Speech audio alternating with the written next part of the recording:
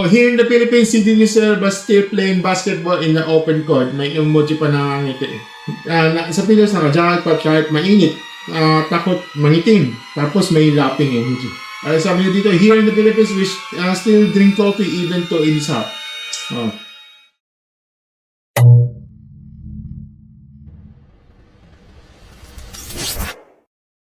Hello mga stories, welcome back sa isa naman natin Reddit content dito sa ating channel Mark Stories. Pala sa Mark, at for today's video, medyo nakakalungkot at medyo nakakainis at medyo nakakahiya. Okay? May international news na kumakalat tungkol sa heatwave emergency sa Europe. Okay? Nag-top na sa 1,300 na delete, alam niyo yan, keyword, okay? Tapos yung mga Pinoy natin sa comment section na imbes na mag-emphasize sa mag-show ng concern,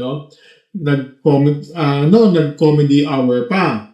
Well, tara, basahin natin ito at pag-usapan natin ito ng masinsinan, okay? Ready na ba kayo mga stories? Let's go mga stories, go! Okay, so galing ito sa Chika PH sa Reddit. Okay, ang title na post ito is International News about sa rising Europe. Tapos ganito yung mga comments ng mga Pinoy, medyo kadiri. Okay, so ang context mga stories, may mga news article sa isang YouTube channel na Arira News, verified news outlet yan, about sa mga delete na heatwave sa Europe, Ang headline kasi dito, Europe's heatwave turns D-word, as D-word ulit, D-word delete toll, tops 1,300. So may mga na-delete, may na emergency, at saka yung involved dito, okay? Tapos ito yung mga comments na mga kababayan natin sa mga, oh my God, mga kapwa Pilipino pa. Tingnan sa mga comments doon, tingnan natin. Ito sabi nga dito, here in the Philippines, si Denzel was still playing basketball in the open court. May emoji pa nangangiti. Sabi dito, in the Philippines, we just go to nearby shopping mall or to relax to enjoy free AC. Sabi nga, sa Pilipinas, naka-jacket. Sa Pilas, naka-jacket pa kahit mainit. Takot mangitim. Tapos may laughing emoji. Sabi niya dito, here in the Philippines, we still drink coffee even though it is hot. Sabi dito, basic for the Philippine people, 50 days but still drinking gin bulag in the afternoon. Di pa tapos, may iba pa. Ito, here in the Philippines, 50 degrees but still drinking coffee. Ayan, sabi niya, wala yan dito sa Pilipinas. 40 degrees heat index. Kakape, ng tanghaling tapat. Ito, sabi niya, in Philippines, time heat. Pilipinas, do not buy aircon. Hindi lahat, hindi mo mabibili. Minsan kailangan na ng aircon. Kahit ako dito, may aircon din dito. Okay? So, kahit sabihin natin na heat index yan, hindi lahat enjoy. Okay? Ako, baka maglalit ko comment dyan. Sabi niya, sana all, big time. Sabi niya, yan. Huwag kang, putong kita dyan. Ano yan, daring yung ginagawa mo. Okay? So, yan. Next naman, sabi niya, let's have coffee, enjoying the 50 degrees Celsius weather in temperature watching the Philippines. Huwag different. We are now training ourselves in live normally in 60-70 days but just like bacteria. Tapos yung isa, umabot pa sa 60 pero nagkakape na tayo. Mga stories, yan yung mga comments sa yung mga kapwa Pilipino, yung mga kababayan natin. Isang news article, mahigit 1,000 taong tao ang na-delete. Okay? My goodness. Mga stories, dito tayong sa pinamalaga, tayo lang to, okay? Di tayo magpapacute, diretso tayo dito, okay? Hindi ako sa mga camera, hindi katulad ng isang nag-comment dyan, bakit daw naka-side view. Setup ko lang to, okay? Kaya una, ang pinaka-obvious na problema, may nadi-delete, tapos tatawanan. Mag-isip tayo saglit, mga stories. Kayo, mag-isip tayo saglit kung may lindo sa Pilipinas, maraming na-delete, may nasaktan na building na injured, tapos may foreigner na may comment na, here in Japan, everyday we just drink sake. Ay, nako. Ano mararamdaman natin? Magagalit tayo, di ba? Sasabihin na, ang incentive naman, sasabihin natin, Na-delete na ang tao, pinagtatawanan nyo pa. Oh, bakit ginagawa natin sa mga iba sa ayaw natin gawin sa atin? Mga story, yan. Mga stories na, ang tinatawag double standard to. Di lang to, di lang double standard. Yan ang kawalan ng basic human empathy. Diba? Pangalawa, ang mga claim nila, hindi lang insensitive, mali pa, factually. Sabi nila, 60 degrees Celsius dito sa Pilipinas. Mga stories take note, 60 degrees Celsius sa temperature na yan. Literally, luluto ka na ng itlog. Okay? Ang pinakamataas na heat index na record sa Pilipinas ay nasa 50s. Huwag kayong OA.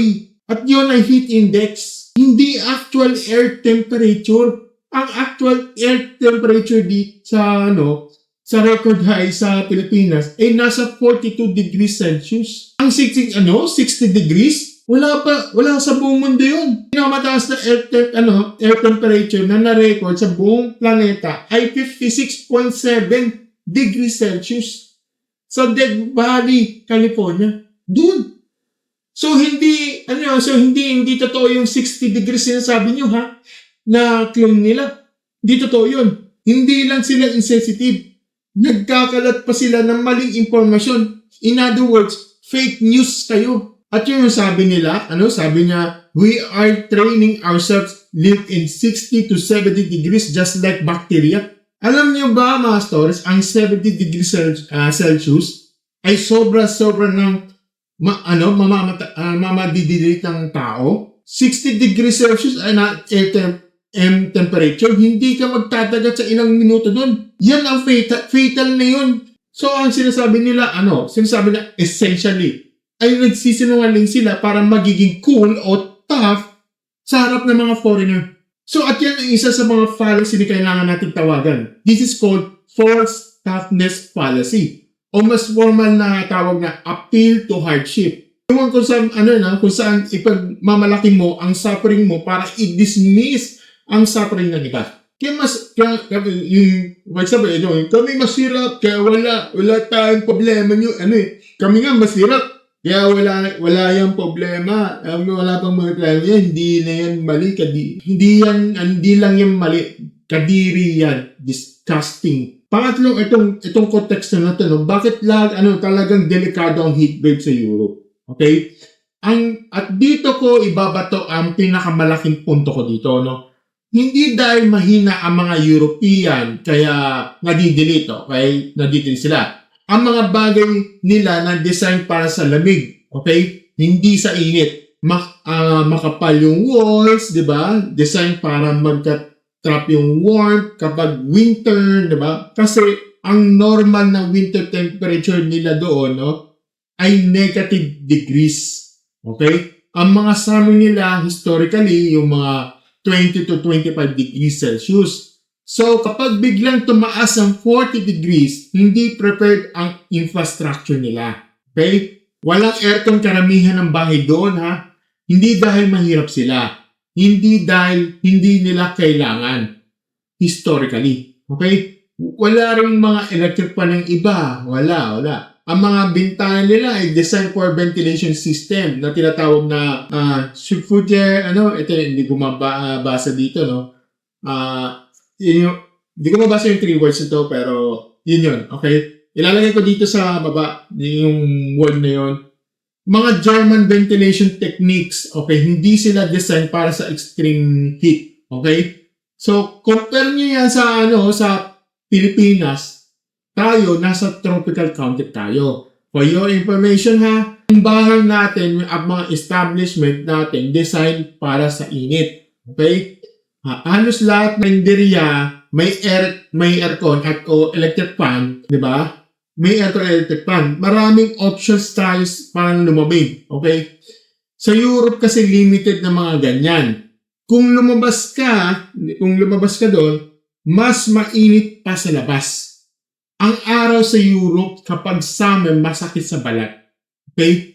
Ang UV exposure, yung ultraviolet exposure nila mas matindi pa because of the angle of the sun and the ozone stimulation. situation o situation. So, ang comparison ng mga kababayan natin nagko-comment dito, hindi lang unfair dito. Not secretarian. Nagko-compare ka ng tropical country sa design para sa init versus sa temperature country na design para sa lamig. Iba ang konteksto, iba ang climate adaptation. So, isipin nyo mga stories, no? Kung biglang nag-snow, what if kung biglang nag-snow ito sa Pilipinas? -10 degree. Ilan sa ating ang madidilit? Marami. Bakit? Kasi hindi tayo prepared para doon. Walang heater ang bahay natin, walang chimenea, walang insulated winter clothing, yung hindi sapat yung yung parang jacket na simpleng jacket. Hindi simple yun. Walang snow removal infrastructure, yung parang palad, yung mga truck na ginaganon. Wala tayo nun. Tapos, pagtatawanan tayo mga taga-Russia na, basic lang yan sa atin, ha. So, anong magiging reaction natin? Masakit, di ba? Yan ang ginagawa natin sa kanila ngayon, di ba? So, pangapat, itong toxic talaga na Pinoy pride card na to stories na walang masama sa pagiging proud na Pilipino. Wala akong masama doon. Okay? Walang masama sa humor. Pero may oras at lugar para sa lahat. Okay? At ang pagpapakitang gila sa harap ng mga dayuhan ng isang comment section ng international news kung saan may 1,000 ang nadidelete. Hindi yan pride. Kahihiyan ito. So, ang totoong Pinoy pride dito ng compassion natin, ang bayanihan natin. Ang tulong natin sa panahon ng kalamidad. Hindi yung nagpakatap sa online hub habang ang ibang tao na nakaka-represent tayo ng Pilipinas sa ganitong klaseng comments. Hindi.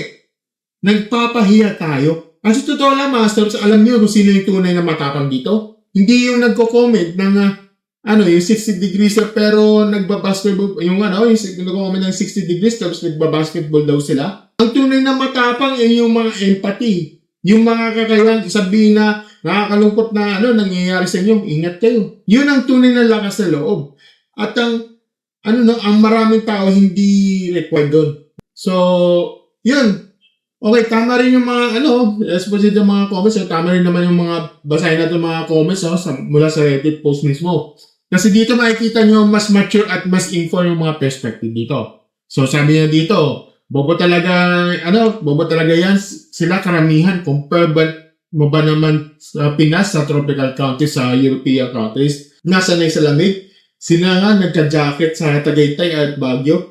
Hindi naman malamig doon. For sure, pag nag-snow sa Pilipinas, madidilit sila. Okay? See? Yan ang punto. Pag kinumpare ba ang tropical country sa temperature kan, apples and auto oranges yan. At tama siya.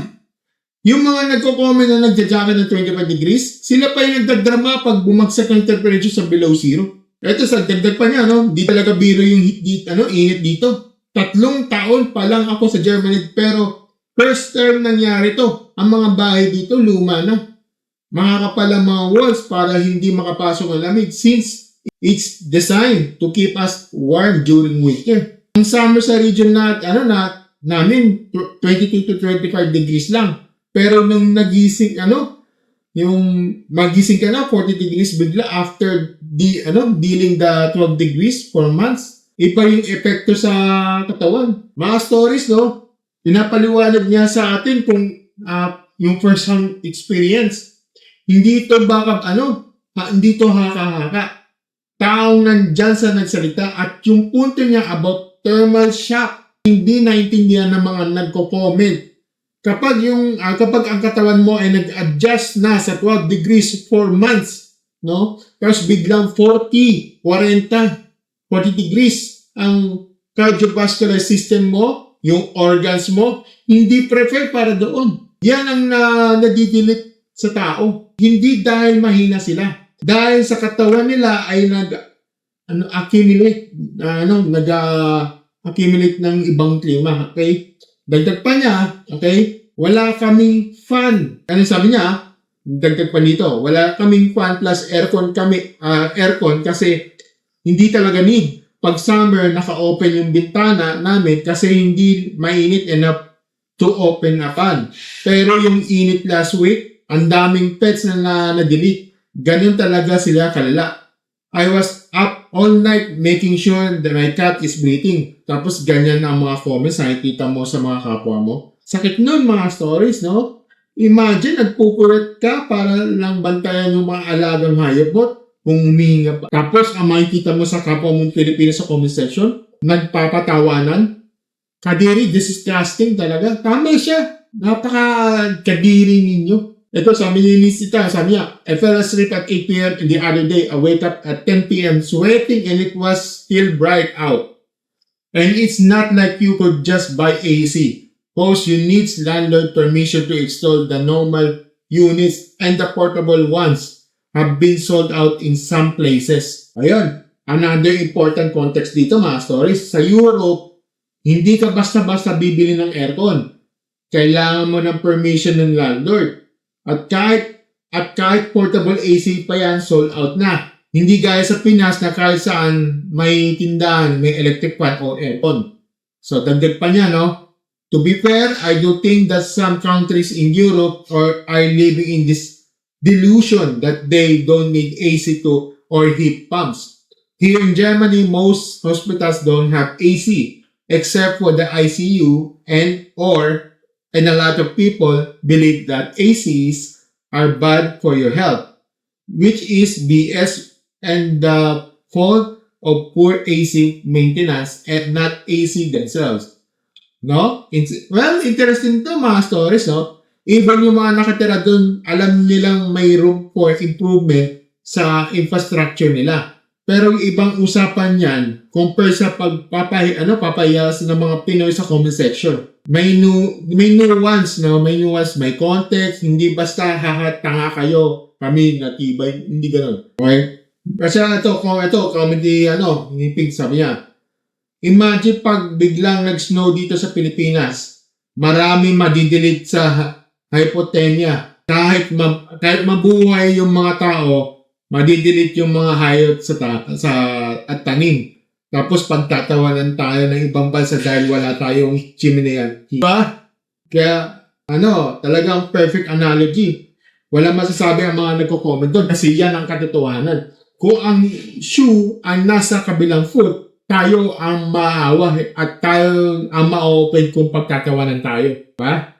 Ito nag-comment, sabi niya, I lived in the Netherlands last year. Napabili na kami ng portable aircon kasi may 2 araw na spring na umabot ng 20 degrees. Spring pa lang yon. Iba na talaga ang climate change. Also sa Pinas and other Southeast Asian nations and tropical countries ay daming establishments you can cool down kasi halos everywhere may aircon. Kasi kahit yung ibang karinderya meron. Dito may barely see establishments na may aircon. So, very limited places lang din where you can cool down. Okay? Ayan mga stories, yung straightforward explanation. Dito sa Pilipinas, may option ka. Sa Europe, wala. Kaya, delete talaga ang mga heatwave doon. Okay? Hindi dahil tanga sila, no? Kundi dahil sa sistema nila na ang infrastructure nila ay hindi designed para sa extreme heat. Okay? So, at may isang interaction ng gusto ko i-highlight. Yung tanong ni Sir Automatic, sabi niya, may I ask if going outside if the open helps? Ito sagot niya, mas mainit sa labas, masakit sa balat. Tipong may tan lines ka agad kahit 10 minutes lang. See? Hindi gaya na iniisip natin dito pag lumabas ka, UV exposure doon. Ang inis sa labas, mas delikado pa. Last, ipapakita niya yung infographic yung German ventilation system. Ito papakita ko dito, no? Di ko mabanggit yung sa baba, yung sinasabi niya dito. May paraan na pagbukas ng bintana para sa ventilate. Yan yung sistema nila doon. Hindi sila bobo dito, Iba lang yung environment nila. Okay? So, papakita ko dito, yung may infrastructure doon. Okay? So, mga stories, ito yung takeaway ko sa lahat ito, no? Number 1, climate change is real. At hindi ito joke. Okay? Mahigit 1,000 taon daang tao ang na-delete dahil sa heatwave na to sa Europe. Mga totoong tao yan. Ha? May pamilya, may mga anak, may mga magulang. May mga alagang hayop na na-delete sa init. Okay? Hindi ito content para sa comedy section. Number 2, ang empathy ay hindi weakness. Hindi ka naging mahina kapag nakiramay ka. Hindi ka nagiging imperyo kapag sinabi mong, sorry for what's happening. I hope you're okay. So, totoo lang yan eh. Ang pinakamatapang na bagay na nagagawa mo, yung mga tao na sa harap ng tragedy ng iba.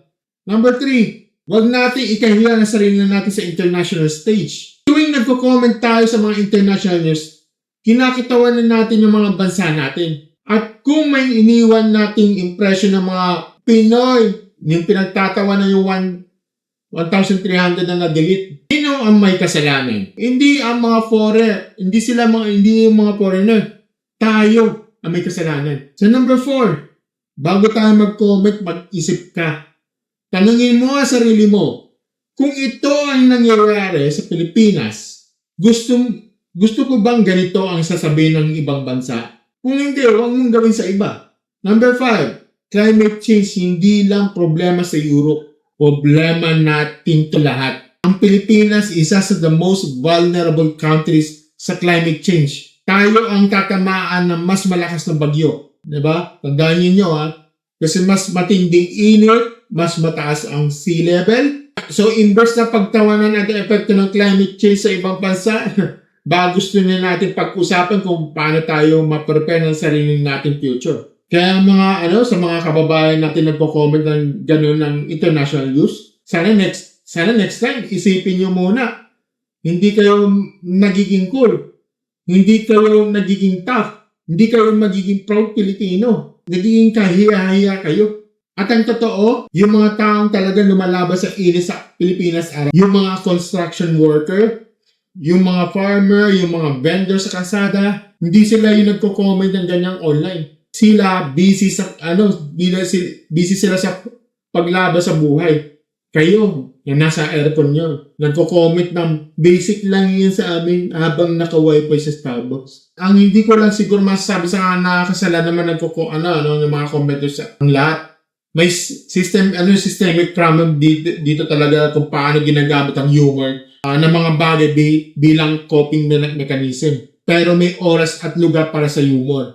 At ang comment section ay isang news article tungkol sa mahigit 1,000 na-delete. Iyon ang oras at lugar. So mga stories, salamat sa panonood at pakikinig nyo. Kung may nagustuhan nyo pag-isipan kayo ngayong itong video na to, i-like yung video, subscribe sa aking channel Mike Stories, at i-share nyo para mas marami pa makakaintindi sa comment section, okay? Doon tayo mag-usap ng matino. Kaya tayo mga stories, kasi may kwentuhan tayo na may substance, Hanggang sa susunod na ingat kayo, mabuting tao at laging mag-isip. And have a great never-ending stories. Bye.